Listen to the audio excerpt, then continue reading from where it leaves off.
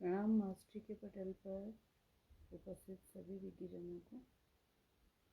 आज का शब्द दिया गया माँ की ममता। तो माँ की ममता तो इतनी मैं सोचती हूँ उसके बारे में तो कुछ कहना बहुत बड़ी बात हो जाती है। अब कहे कि अगर हम कुछ कहना चाहें तो मुझे नहीं लगता कि कुछ कुछ क्षण काफ़ी होंगे माँ की ममता को बोलने के लिए।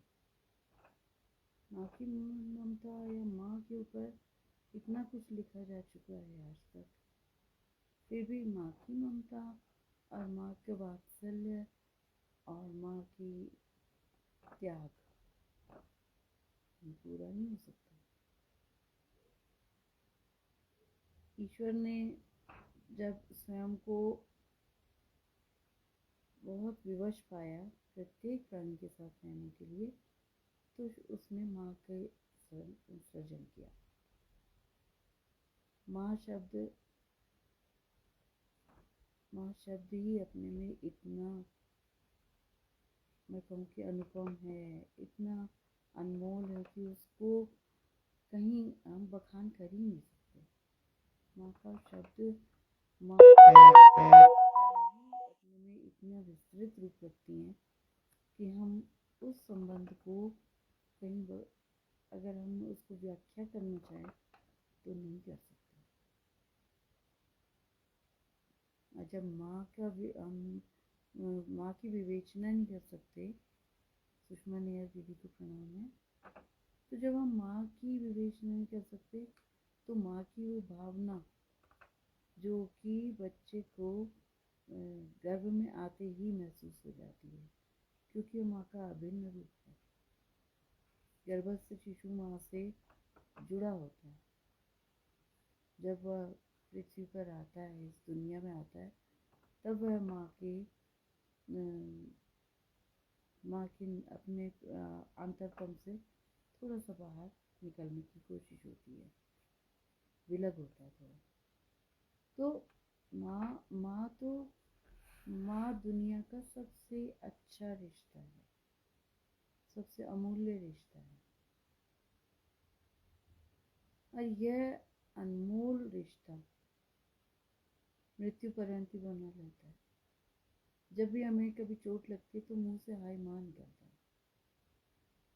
वो जो हाय माँ हमारे अंतरतम तक बस गई है, उसको तो निकालना बहुत मुश्किल होता है, क्योंकि कठिन घड़ियों में माँ ही आ जाती है।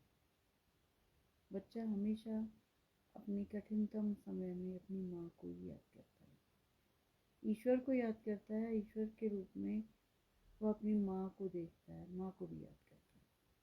तो क्योंकि उस माँ ने ममता दी है, उस माँ की ममता निर्मूल्य है, अमोल है। वो माँ बिना किसी शर्तों की ममता देती है, लुटाती है, और केवल अपने बच्चे पर नहीं। हम देवी माँ का स्वरूप देखें। देवी माँ का स्वरूप क्या है? ममता की प्रतिमूर्ति है देवी, सारे जगत की माँ। तो सारे जगत की माँ सब पर ममता लुटाती है।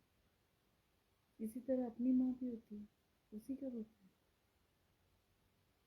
तो माँ की ममता के बारे में मैं तो बहुत गौण हूँ बोलने के लिए, हालांकि मैं माँ भी हूँ, लेकिन माँ होने के साथ साथ मैं बेटी भी हूँ। तो मैं अभी भी अपनी माँ के सामने जाके छोटी बच्ची बन जाती हूँ और उनकी ममता को अपने ऊपर महसूस करती हूँ। ये है कि वही ममता शायद मैं अपने बच्चों पे लुटाती होंगी, या हो सकता है कि वह उतनी स्तरीय ना होती हो, या ये भी हो सकता है कि वो मेरे बच्चों के लिए मेरी ममता बहुत ज़्यादा ऐसे ही है जैसे हर बच्चे के लिए उसकी माँ की ममता होती है। तो यह वो बच्चा ही जान पाता है जो माँ को माँ के रूप में स्वीकार करता है। तो इसी के साथ वाणी को विराम दूंगी।